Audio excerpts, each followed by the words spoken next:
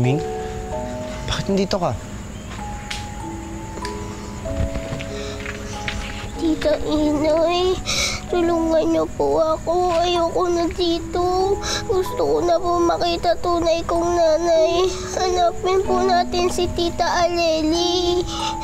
Tito Inoy, sige na po. Sige na po, Tito Inoy. Sige na po.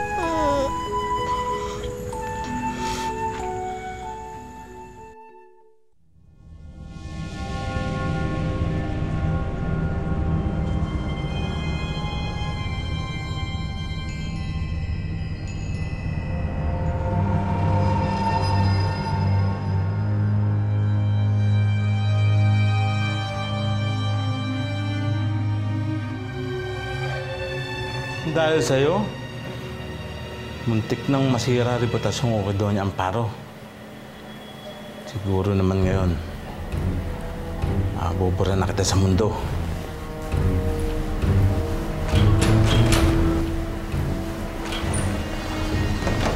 Sino po kayo? Kamag-anak niyo yung pasyente? Ba't parang ngayon ko lang po kayo nakita dito? Nagkamali lang. Akala ko kamag-anak ko eh.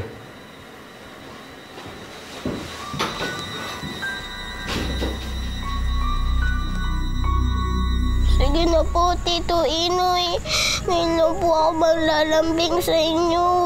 Tulungan niyo na po ako. Ming, hindi natin alam kung saan nakatira sa Ate Aleli mo.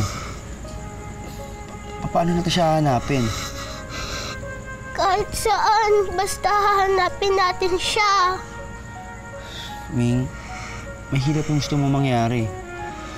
May pera nga tayo. Pera? Aba, may pera kayo? Ba't kayo nagtatago ng pera sa akin? Akin na yan. Ate, konti lang naman to eh.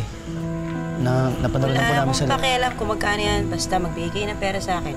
Aba, pinapakain ko kayo rito. Pinapatira ng libre. Obligasyon mag-abot ng pera sa akin na yan.